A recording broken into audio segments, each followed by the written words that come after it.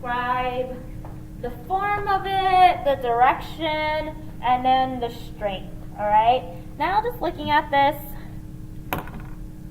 roughly linear, right? So this one's going to be roughly linear. It's positive.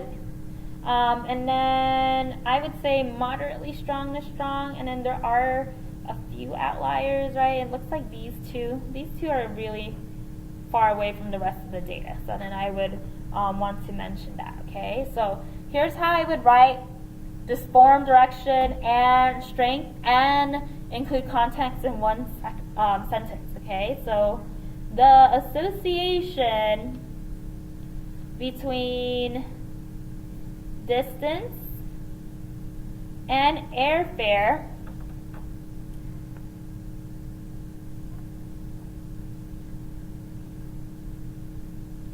is linear, positive, and moderately strong.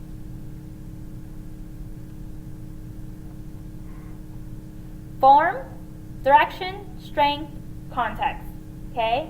Now, there are some possible outliers, so let's go ahead and mention that. So, there are possible outliers.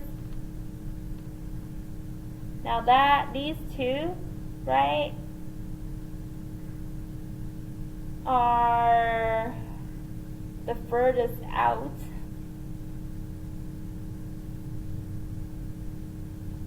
Well, let's look at the graph.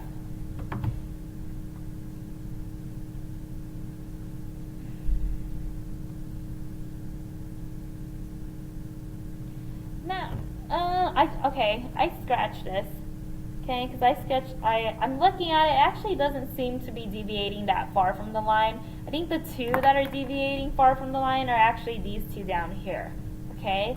Now, looking at that, one of those points is 737.98, and then the other one is 612.94. So I'm going to say that there are possible outliers at 612.94 and 737.98.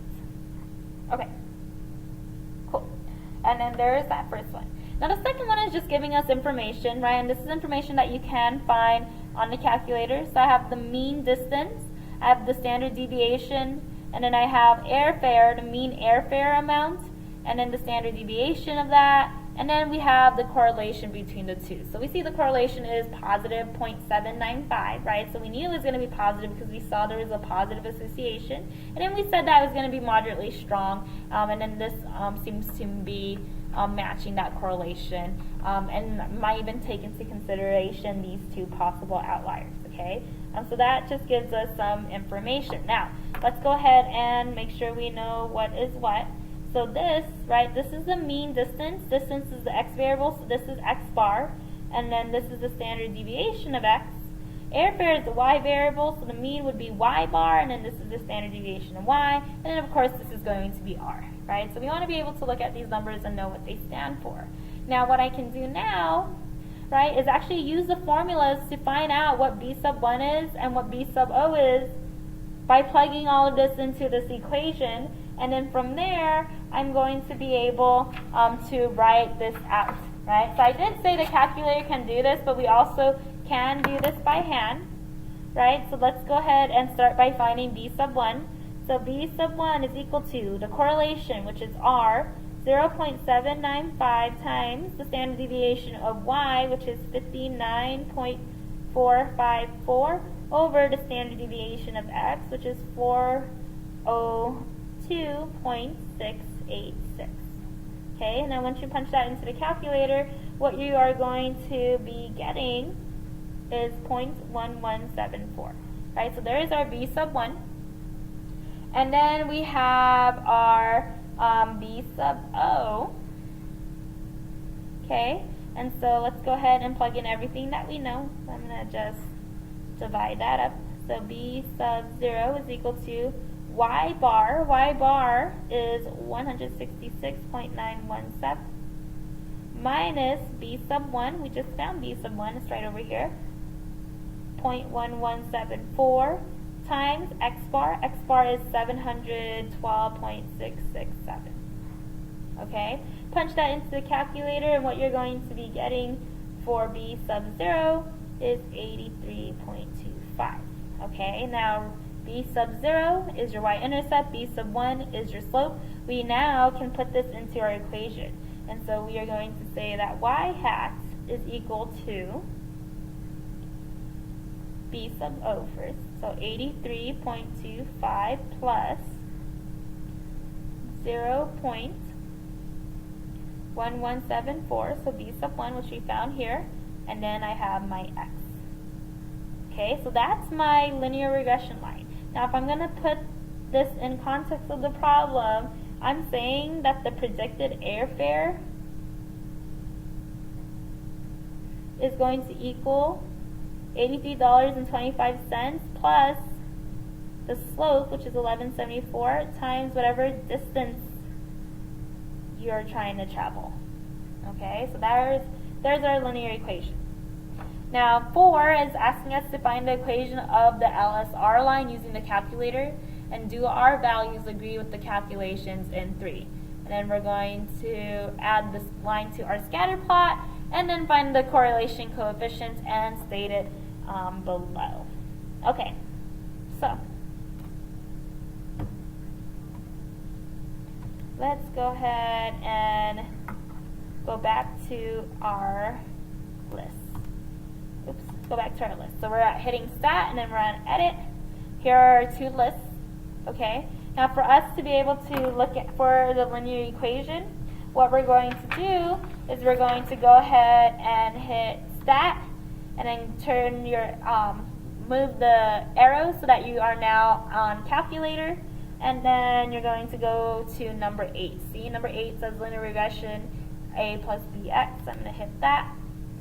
Okay, so our x list has to be list 1, and so I'm going to go ahead and change that to say list 1. Y list is list 2, and I'm going to hit enter, enter, enter, enter, calculate. And then what we have now is this information, right? Now it's given to us in terms of a and bx, but looking at this, right, a is going to be the y-intercept, so we have 83.26, right? That's really close to the 0.25 we have. And then b is 0.1173, which will round up to 0.1174, right? So it's agreeing with us. And so let's go ahead and write this out. So we have to make sure we know what stands for what. So we have y hat, okay, is equal to our a, which is 83.27, so it's going to round up to 27, plus, and then we have 0.1174 x. Okay, same thing. Now if I'm looking, I have my correlation coefficient right here. R is equal to 0.794, right? And then 0.79498, so then that is going to round up. Alright, so the calculator finds us the linear regression line that we calculated by hand. It finds us the correlation, and we actually know how to find the mean and the standard deviation as well for each of those variables. Okay, now moving on, so number 5, what airfare does the LSR line predict for a destination that is 370 miles away? What about for 1502 miles? Using the actual data given, calculate the residuals for each of those estimates. Okay, so residual is the actual value minus the predicted value. Okay, so there's a few things that we have to do with this problem. So first, we want to see how much we think the airfare is going to be for 370 miles. Okay, and so let's just write down our linear regression line. Oh, I'm not going to write it down again. We have it above. So let's use the one that we found on the calculator. Or, yeah, we'll use the one that we found on the calculator. And so here, what I have is y hat is equal to 83.27 plus 0.1174 times x. We want to see how much it's going to cost for 370 miles away, so I'm going to plug in 370 for x, And then when you punch that into the calculator, you're going to get that y hat is equal to $126.70, about there, okay? Now to find the error, we have to do the actual minus the predicted. Now if you look, we actually have an actual value for 370, so I'm going to just move it back up real quick to just look at that value. So if you're going to Boston, that's going to be 370 miles, and that airfare is going to be $138, right? And so I'm going to go ahead and put 138 in the actual, and then this is what we were predicting based off our best fit line. So 138 minus $126.70 is going to equal $11.30. Okay, and then let's go ahead and see what the model predicts for 1502 miles away. Okay, so same equation as on top. So y hat is equal to 83.27 plus 0.1174 times x. So now we want to see what we think y hat is going to be, the predicted value for 1502 miles. Alright, punch that into the calculator, and you're going to get $259.56. Now, error, again, is your actual minus your predicted, right? We just found the predicted. Now, I'm going to go back to the table and look for 1502 miles as my x variable, and then that's going to be a flight to Denver, right, 1502. My airfare is $258. And so I'm going to go ahead and put 258 here and subtract the $259.56. Right? And then this is going to be negative 156. Okay, now observations, right? So our model here had underestimated, right? So then this is going to be positive. And then our model over here had overestimated, and so that's why that's going to be negative. Okay, so moving on. Number 6. Okay, what airfare would the regression line predict for a flight to San Francisco, which is 2,842 miles from Baltimore?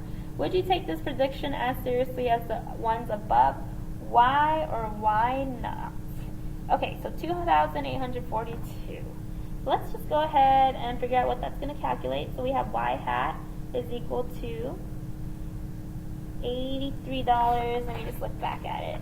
And 27 cents is what we were using, plus 0.1174. And then we have times the 2,842 miles. Punch that into the calculator. We're going to predict that it's going to cost $416.85. Okay? Now, here's the thing. So 2,842 miles is a lot. If you look, right, what is the biggest x variable that you have? What's the longest distance that we have?